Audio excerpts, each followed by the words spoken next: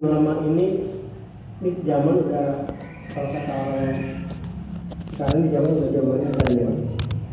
Tanggal 5 November kemarin kejadian ada di Kediri, anak membunuh mencekik ibunya hanya gara-gara tidak diberikan handphone. 5 November kemarin. Kejadian lagi di Medan, belum lama masih di bulan November dengan sama. Anak membunuh ayahnya hanya gara-gara harta warisan. Mundur sedikit di bulan Oktober, anak membunuh orang tuanya, ayahnya, hanya gara-gara tidak dibelikan motor. Banyak kejadian-kejadian yang sekarang, fenomena-fenomena yang sebetulnya ngeri nih Pak, buat kita sama anak-anak kita. Kalau kata Allah di sini, Allah memerintahkan untuk menyembah kepadanya, wa bil walidaini ihsanan, dan kepada kedua orang tuamu lah untuk berbuat baik.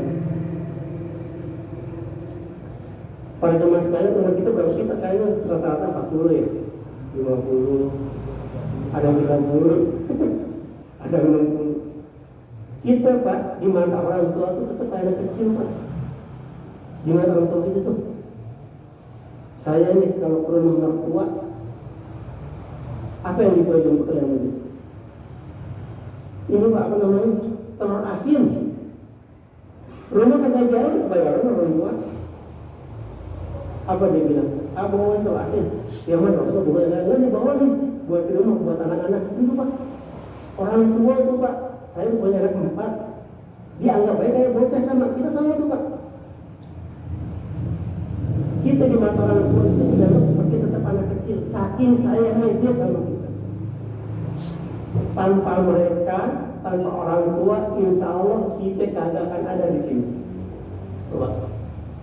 Makanya di sini Tuhan Yesus mengatakan, adab anak kepada ayahnya, kepada bundanya bermula telah tersebut di dalam Quran. Perintah Allah Ta'ala membuat ibadah kepadanya dan membuat kebajikan kepada ayah bundanya dengan firman Allah Ta'ala, wa'budullah, sembahlah Allah. Ini pakai kalimatnya, kalimat perintah nih Pak, pakai lama, wa'budullah, sembahlah Allah, wala tusriku. Ada pilihannya di sini, ada kata larangan. Dan janganlah engkau mensekutukan Allah bihi syai'an, dengan segala sesuatu apapun, kata Allah. Wa bil walidaini ihsanan, dan berbuat baiklah kamu kepada kedua orang tua. Kalau melihat kondisi Quran seperti ini, artinya kedudukan orang tua itu sangat mulia karena selalu dampingi dengan Allah. Sama seperti kalau kita zakat dengan sholat dalam Quran itu selalu berdampingan. Di mana ada perintah sholat, pasti ada zakat. Di mana ada perintah menyembah Allah, di situ ada perintah menyembah kepada kedua orang tua kita. Artinya kedudukan orang tua sangat luar biasa. Juga. Kalau kita kan terbalik nih Pak, sekarang fenomena sekarang ini. Habaib, cium tangan cuma bolak-balik, orang tua kita dicuekin. Jarang kemana-mana ke makam-makam wali. Makam orang tua kita tuh berantakan tuh, nggak dilihat. Kalau kata Haji Novel, ini Tangerang, percuma nanti jarang sana kemari. Percuma nanti cium tangan bolak-balik, tangan habaib, tangan kiai, tangan ustaz. Kalau tangan orang tua kita sendiri kagak kita cium. Cuma karena keberadaan kita di dunia ini karena adanya mereka. Artinya adalah pentingnya beribadah, pentingnya menghormati kedua orang tua. Kan kata Rasulullah yang bilang, kata Rasulullah, ridha Allah fi ridha walidain. wa syukrullah fi syukril walidain. Allah itu ridho kalau orang tua kita ridho. Allah benci, marah kalau orang tua kita marah. Nanti di ayat ini Pak akan ada cerita nih Pak. Ada cerita di zaman Nabi dan di zaman Bani Israel. Nanti kita habisin dulu sedikit. Artinya sembahlah oleh kamu kepada Allah Ta'ala dan jangan kamu menyekutui Allah Ta'ala akan sesuatu dan pada ayah bunda kamu membuat kebajikan adanya. Sempetin Pak waktu, apalagi kalau orang tua itu dekat rumahnya kita, yang jauh aja wajib kita datangin, yang jauh itu Pak. Ada fenomena sekarang namanya child free. Jadi kalau ada orang anak yang kaya banyak, ya, dia itu nggak punya anak Pak. Dia nggak punya anak, udah nikahnya, laki perempuan. Dia sepakat keduanya kagak mau punya anak nih Pak di Indonesia nih. Lagi rame nih. Ngikutin kayak orang-orang Korea, lagu-laguannya kita makan singkong lagi gitu orang Korea, lagu-laguannya itu Pak. Ngikutin orang Jepang nggak punya anak. Sekarang kejadian di kita nih. Padahal dia nggak tahu ketika kita ini mengasuh anak pahalanya luar biasa Pak. Dalam hadis kan, apa kata Rasulullah? Idama tabatna Adam anqata amali ila salasin. Kalau kita mati nih, salah satunya apa? Waladun soleh, yad'ullah, anak yang soleh yang mendoain kita. Sekarang kalau kita punya anak, siapa yang mendoain kita? Ada anaknya di mana? Tapi kalau kita anak sekarang bukan anak sendiri malah enak. Kejadian nih Pak. Sekarang namanya child free. Gak mau punya anak, kakak mau repot. Ini bisa kejadian. Kalau bapak buka di YouTube itu fenomena yang menikah tidak mau punya anak, padahal dia nggak tahu Rasulullah malah menyuruh memperbanyak keturunan. Siapa yang doain kita nih kalau kita nggak punya anak? Kejadian sekarang ini Pak. Maka dari itu dari Quran diketahui akan wajib membuat kebajikan kepada ayah bunda dengan perintah Allah Ta'ala atas yang demikian itu. Para jemaah sekalian, di dalam hadis Ibnu Majah Rasul menjelaskan, salasun da'awatis yustajabu lahuna la sakru fihina da'watu majlumin wa da'watu musafirin wa da'watu walidihi li walidihi. 3 doa yang mustajab, ada 3 nih Pak. Salasun da'watun, ada 3 doa yang mustajab. Kata Rasulullah, mustajab lahuna, doa 3 ini. Lasak dan 3 ada keraguan, pimpinan di dalam doa ini. Da'watul majlum, doa orang yang terzalimi yang pertama. Yang kedua, wada'watul musafir, doanya orang yang musafir. Kalau kita kemana Pak, pergi nih, seperti kita mau umroh, kita mau haji, kita lebaran, doa apa di jalan, doanya musafir doa. Yang ketiga, da'watul walidi li waladi, doanya orang tua untuk anaknya. Makanya kita dilarang tuh, kalau kita lagi kesel kita sama anak, dilarang kita ngeluarin kata-kata yang apa namanya tuh? Kata-kata kotor atau kata-kata kutukan. Itu dilarang. Hati-hati kalau punya anak. Bapak tahu, saya Sudais yang sekarang imam Masjidil Haram, yang jabatan, saya Sudais kalau jadi imam, yang suara enak banget.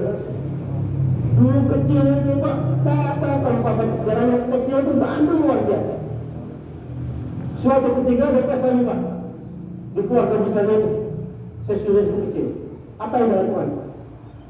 sop makanan ditumpahin sama dia, ditumpahin.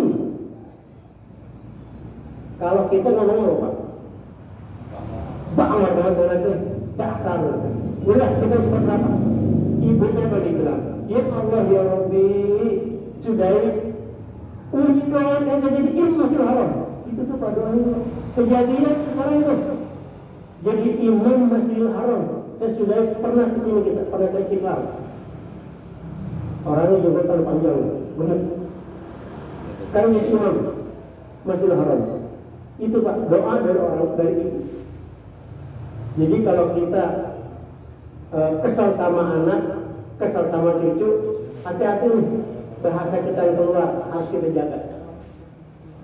Adapun artinya membuat kebajikan kepada ayah bunda, yaitu mendengar kata keduanya dan merendahkan diri bagi keduanya, dan jangan membalas dengan perkataan yang kasar atau dengan suara keras atau membentak-bentak pada keduanya, dan jangan memasangkan muka pada keduanya. Kan kata Allah kan, kalau orang tua kita udah tua, apa kata Allah? Harus kita rawat. Yang kedua, wala taqulahuma uffin, jangan bilang ah. Nah ini mah ah aja nih, dilarang nih sama Allah. Ah doang.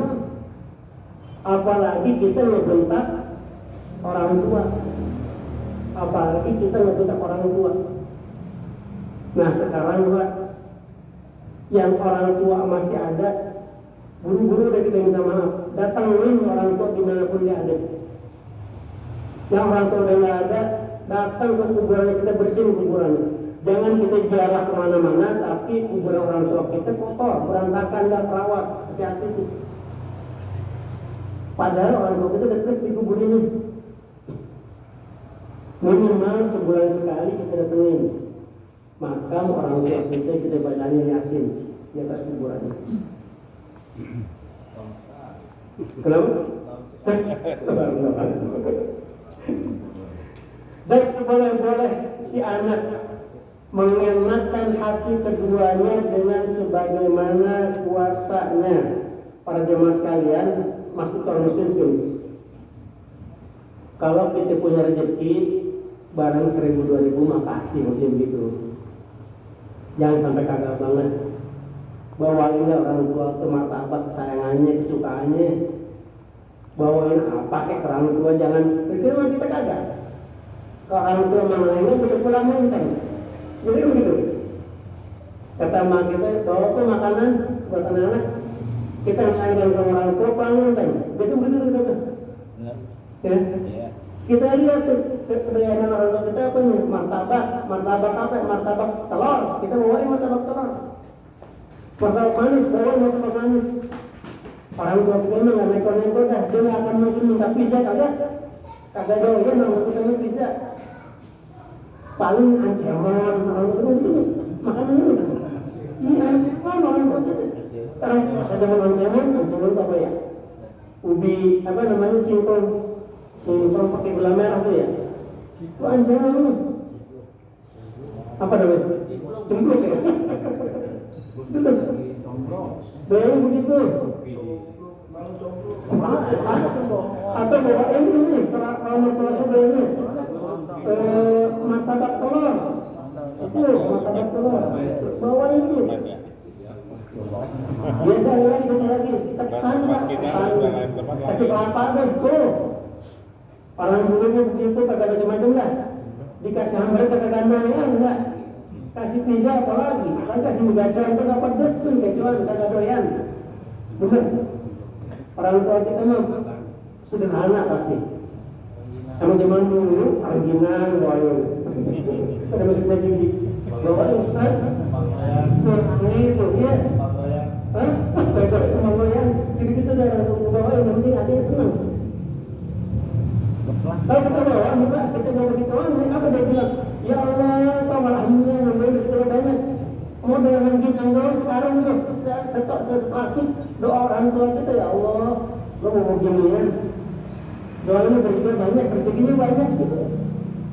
Cuma bawaan cemen doang, bawa singkong, bawa martabak telur, tapi orang tua kita demen kita doain sama dia.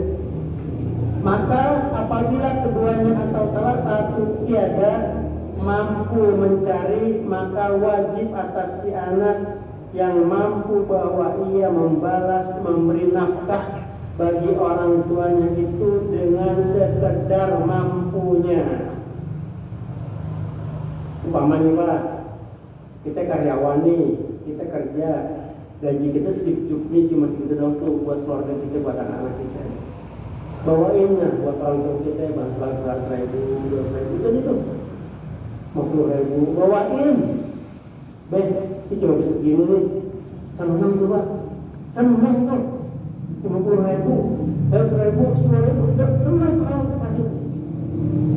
Lebaran, beli baju, buat orang tua kita, buat baby kita di rumah, beli baju koko, yang 100.000, 60.000, senang tuh teman dipakai tiap hari buat sholat. Tuh orang tua kita tuh, saking sederhananya dia. Sebagai lagi, hendaklah senantiasa waktu bahwa si anak mengingat-ingat kecintaan ayah bunda pada dari waktu diberikan hingga besarnya. Para jemaah sekalian, kita kan biasanya lebih dekat sama emak ya, karena emang kita hari-hari sama ibu. Kalau ayah biasanya itu nyari nafkah buat menghidupin kita. Perginya ayah kita nih Pak, capeknya dia, lelahnya dia, kepanasannya badan kita nih, kehujanannya dia nggak pernah ngeluh tuh Pak. Ngeluh capek di depan kita buat nyari duit untuk kita waktu kecil. Pernah nggak ngeluh dengan orang tua kita? Ya Allah, capek bapak ini nyari duit buat lo pada. Pernah nggak gitu? Kagak tuh. Dia kagak mau anak-anaknya itu ngedenger penderitaan capeknya dia di depan anak-anaknya. Itu luar biasa orang tua kita. Begitu juga kita nih Pak sama anak kita tuh.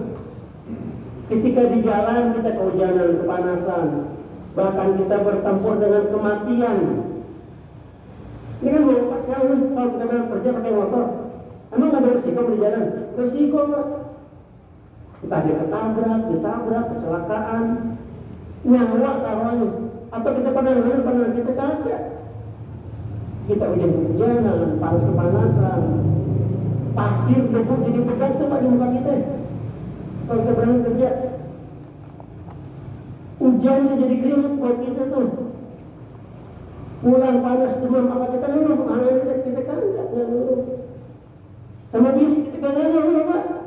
Pak hebatnya laki-laki ini Pak. Untung ada kesemua kata ya, nggak ada mama juga kita ngambilin gitu ya Pak. Hebatnya laki-laki. Kata Rasulullah ketika dia melihat ada seorang sahabat Rasul yang tangannya kapalan Pak. Tangannya kapalan karena dia itu mencari kayu. Kapalan nyari kayu dia jual di pasar. Sama Rasulullah dicium Pak tangannya Pak. Kata Rasulullah, inilah kemuliaan seorang laki-laki yang dia mencari nafkah dengan dirinya untuk disedekahkan kepada anak istrinya. Luar biasa juga. Rasulullah ini Pak ada kapalan, pegang kayu, pegang kampak, dijual ke pasar, duitnya dipakai buat nafkah keluarga. Dicium tangannya ke Rasul ini, yang Rasul rindu tangannya dia. Bukan dia meminta, tapi dia berusaha keras karena harga diri laki-laki adalah dia bisa memberikan nafkah kepada anak istrinya. Harga diri laki-laki di situ tuh Pak. Tidak ada lagi berharga dari keluarga istri, dari anak-anak kecuali di mana ayahnya bisa memberikan nafkah dan kehidupan buat mereka. Itu luar biasa. Ya akhirnya Pak harus bangga juga. Begitu juga ya kita tuh Pak dulu waktu kita kecil kita nggak berasa aja. Babi kita ke pasar jualan, dia motong kayu, dia cari buah. Setahu saya dulu jalan ini belum ada dulu kan. Kalau Pak Usuk cerita sampai ke pasar Minggu itu berjalan kaki, sampai ke pasar sini pemimpin berjalan kaki, jalan nggak bisa begini juga. Masih jalan kaki angkot jarang. Gimana orang tua kita nih nyari nafkah, nyari duit buat kita biar kita hidup, begitu perjuangan mereka. Matinya dia Pak jihad di tengah jalan nih Pak, meninggal kecelakaan jihad karena dia cari nafkah buat kita. Sama juga Pak, matinya kita di jalan ya Pak, buat nyari kehidupan mangsah buat anak kita sama bini, jihad matinya kita Pak. Luar biasa Pak. Padahal cuma kasih kita ke anak bini kita itu 10.000, 20.000 buat dia bisa hidup yang kita makan. Adilnya Allah di situ. Ibadahnya Allah gampang Pak. Taat suami, taat Allah, taat Nabi gitu kan. Nggak ada pelan-pelan mau mana. Yang pelan laki-laki. Ketika dia taat sama suami, dia bisa jaga harkat martabat sebagai istri, jaga harta suami. Kemudian dia itu taat kepada Allah dan Rasulnya, surga. Nah kita berat Pak, tanggung jawab kita sama anak sama bini. Tapi Allah berikan keringanan. Barang siapa yang kita jihad mencari nafkah dan kita mendapatkan kematian di dalam mencari nafkah, insya Allah surga jaminannya dulu. Allah adil, Allah adil. Begitu juga orang tua kita tuh, bapak kita dulu. Mudah-mudahan orang tua kita udah nggak ada, Allah jadikan kuburnya taman-taman surga. Amin. Kita terusin. Dengan beberapa capai keduanya dan bergadang senantiasa malam akan memeliharakannya, dengan pula beberapa mengasihinya yang sudah dikasih padanya. Ribet bahasanya Pak ya. Wah ini mau ribet dulu bahasanya. Dari kecilnya hingga besarnya. Maka orang yang sudah merasai memelihara anak, barulah ia dapat tahu bahwa ayah bundanya punya kebaikan kepadanya. Para jemaah sekalian, Pak, yang kerja di kantoran Pak, ada nggak bos supervisor kita Pak yang belum berkeluarga? Bandingin Pak, kalau atasan kita yang sudah berkeluarga dengan yang belum berkeluarga, apa bedanya Pak? Yang belum berkeluarga Pak, maaf, dia kagak ada rasa empati. Kalau dia bos kita nih Pak, sampai sekarang bujangan, dia nggak punya keluarga, nggak punya anak, dia nggak punya rasa empati karena dia nggak pernah bagaimana susahnya ngurus anak. Tapi kalau atasan kita ini udah berkeluarga Pak, punya anak, beda. Dia punya rasa empati bagaimana susahnya ngurus anak, bagaimana susahnya punya pasangan. Begitu kan ini kita ini. Kalau ada orang berbeda, orang yang belum punya anak sama yang sudah punya anak berbeda Pak. Beda udah. Orang yang sudah menikah punya anak dia akan berbeda dengan orang yang bujangan. Bijaksananya beda, maksudnya begitu.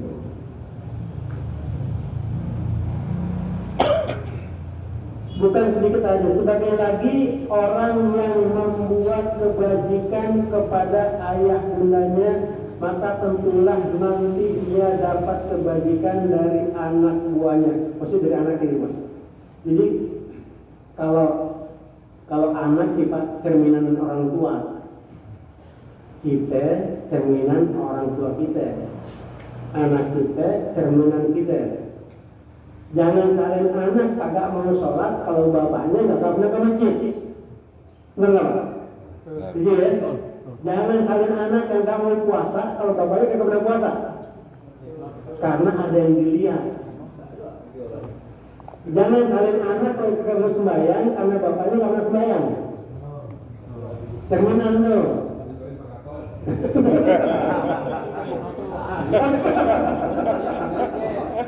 Cerminan tuh. Ya. Kita nyuruh anak ke masjid, kita depan TV, nggak bisa, nggak jalan. Iya. Kita nyuruh anak sembahyang, kita kagak sembahyang, nggak ada. Nonton bola. Itu alhamdulillah tuh. Malam satu ada pengajian di sini ya. Nah, mana ada bola tuh kalah lagi. Nah, jangan harap tuh Pak, karena anak itu bercermin dari apa yang dia lihat. Karena perilaku, contoh itu menjadi perilaku itu menjadi contoh terbaik buat anak kita. Rasulullah itu jarang sekali memerintahkan dengan perintah kecuali Rasulullah mengerjakan sebelumnya. Itu Rasulullah. Karena itu bisa dicontoh sama umat-umatnya Rasulullah. Jadi lah kita kalau kita bilang nak sembahyang, kita sembahyang di masjid. Tuh anak tuh sama ngikut tuh anak. Nah puasai bangunin sahur, insya Allah tuh anak puasa. Kalau kita puasa. Jadi anak itu cerminan kita. Jangan salin anak kalau dia kagak sembahyang. Salin kita. Karena dia ini aset Pak, aset masa depan, aset kita nih. Aset kita ketika kita udah tua. Dan demikian pula orang yang menyusahkan hati ayah bundanya, maka tentulah ia nanti pun mendapat susah daripada anak buahnya. Sama nih Pak. Gantian. Jadi kalau anak kita berbakti sama orang tua kita, ya kita punya orang tua, anak kita ngeliat nih, oh si bapak ini sama ayahnya, sama kakeknya dia nih, sayang bener. Dia melihat contoh, dia akan begitu sama kita. Tapi begitu kita kurang ajar, kagak sopan sama orang tua, kita durhaka, si anaknya lihat. Oh begini nih bagi kita sama kakeknya, dicontoh. Nah itu Pak, cermin jadinya. Hati-hati nih. Demikianlah yang sudah bahwa ia balas Tuhan kepada hambanya adanya. Sebagai lagi orang yang membuat jahat kepada ayah bundanya, maka mudahlah atas membuat jahat kepada lainnya jiwa adanya. Para jamaah sekalian ada cerita. Ada cerita zaman Rasulullah itu ada sahabat, bukan tabiin. Mungkin jemaah sudah sering mendengar kisah ini. Dia hidup sejaman sama Nabi, tapi dia itu tidak pernah ketemu Nabi. Baru hidupnya dengan Nabi, sejaman. Nabi maju Madinah, tinggalnya dia mah di Yaman. Jauh juga. Jarak Yaman ke Madinah dengan berjalan kaki atau onta itu akan jauh 3 hari perjalanan, 3 hari 3 malam. Namanya Qais Al-Qarni. Aku pernah dengar. Suatu ketika Rasulullah ngobrol sama sahabat-sahabatnya. Nanti akan ada orang datang dari Yaman, dari negeri Qarni, nama negerinya. Ada anak Qais namanya, ciri-cirinya telapak tangannya putih. Dia bekas kena lepra. Jadi orang ini Pak, si Qais itu sangat cinta sama ibunya. Ceritanya dia tuh menghargai ibunya, sangat cinta. Pokoknya dia bilang, apapun maunya ibunya, saya tidak akan pernah melarang dan akan terus melakukan perbuatan baik untuk ibu saya. Suatu ketika usapannya bilang sama ibu, saya mau ke Madinah, mau ketemu Rasulullah. Pesan ibunya, silakan berangkat, tapi jangan lama-lama. Jalan di Qais karena dia sangat rindu sama Rasulullah ke Madinah selama 3 malam. Dilakahnya di saat masuk rumahnya, saat itu dia bilang, Rasul yang pergi perang, nggak ketemu sama Rasul. Kalau dia ketemu gitu, dia sahabat. Karena dia nggak ketemu, jadi tabiin. Hidup sejaman itu ketemu Rasul. Dia ingat pesan ibunya. Kata ibunya, cepet-cepet pulang. Dia nggak nunggu lagi, dia pulang. Kayak saya ibunya nggak ada ngerawat, dirawatlah ibunya di sana. Ketika Rasulullah pulang, disampaikan oleh satu istrinya bahwa datang orang begini rupanya, ceritanya gini. Rasul udah tahu, dapat wahyu dari Jibril. Itu Uwais namanya, Uwais Al-Qarni dari negeri Yaman. Oleh karena itu dia bilang Rasulullah pada para sahabatnya, terutama kepada Umar sama Ali, kalau ada orang nanti datang dari Yaman untuk pergi haji, cari yang namanya Uwais Al-Qarni. Dan sayangnya setelah itu Rasulullah meninggal dunia, tak ketemu sama Uwais. Suatu ketika ibunya ngomong sama Uwais, Uwais, ibu ini punya cita-cita mau pergi haji. Uwais bingung, ibunya nggak bisa jalan karena buta. Gimana caranya? Beli kambing Pak Uwais. Ngapain beli kambing? Dipotong coba kambing. Dia pergi itu jalan-jalan selama 8 bulan, beberapa kilo dia coba gendong sampai kambing itu gemuk. 8 bulan coba olahraga ngegendong kambing, kalau bukan kambing, domba, latihan. Setelah 8 bulan kemudian dengan cukup dia bisa gendong ibunya dari Yaman Pak sampai ke Madinah, gendong ibu itu Pak 3 hari 3 malam. Kita kuat loh. Dia itu Pak Uwais. Singkat cerita, waktu pergi haji 8 bulan kemudian sampai di Madinah sama Khalifah Umar dan Ali, dicarilah di tenda-tenda. Ada yang kenal Uwais nggak? Ada yang kenal Uwais nggak? Oh dia tuh, dia tenda sana.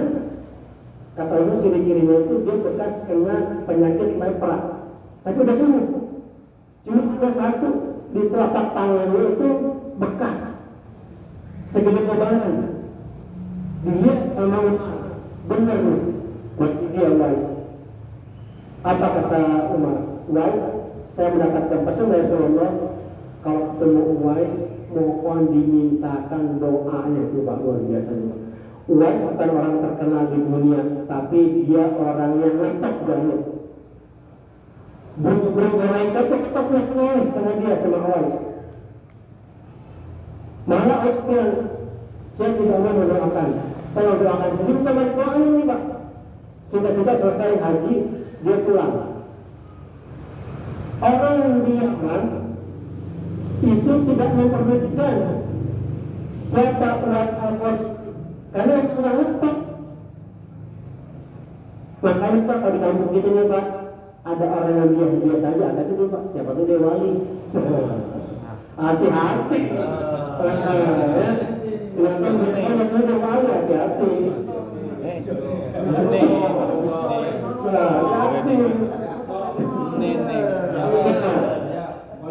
Suatu ketika Uwais meninggal dunia Pak.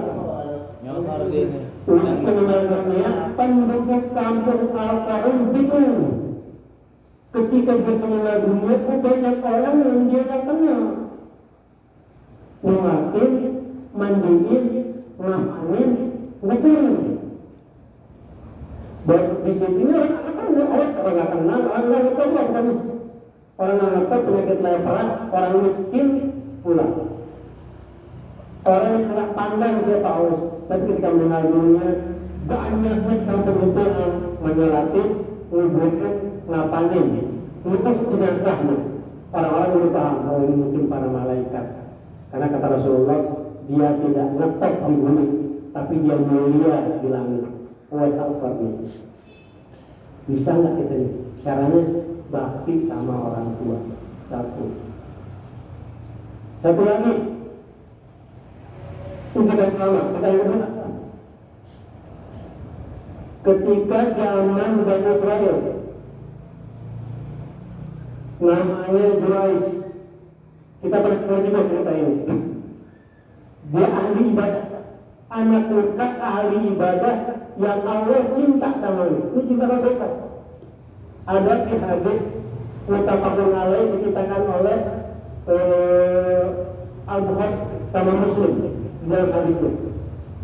Jurais, orang ahli ibadah yang dia ini nggak pernah mengiring salat sunnah. Suatu ketika ibunya datang, Jurais, dia kagak menjawab karena lagi sholat sunnah. 3 kali ibunya datang, 3 hari berturut-turut ibunya datang ke rumahnya. Ketika dia sedang sholat sunnah nggak dijawab, sakit hati ibu. Mengatakan buat begini kita dulu atau kasih tahu. Apa kata ibunya? Ya Allah, saya tidak rela sebelum kematian Jurais dia harus melihat dia harus perbuatan maksiat itu aja. Dia harus ketemu dengan wanita tersusia. Kejadian juga kata Rasulullah. Suatu ketika adalah wanita bandel wanita nakal ngerayu Jurais. Dia ngerayu sedemikian rupa karena dia Rasulullah tidak mau.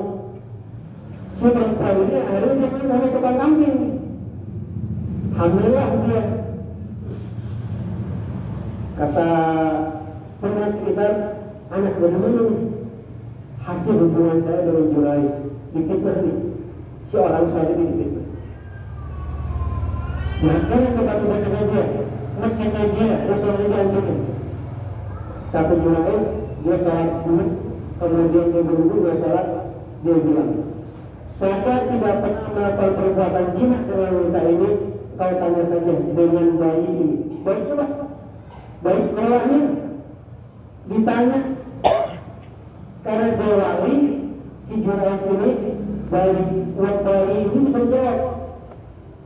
Saya adalah hasil hubungan gelap antara ibu ini dengan pengembala kambing.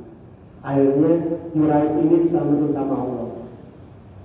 Nah, pentingnya nih Pak, pentingnya kita ini harus sayang sama ibu kita, sama bapak kita.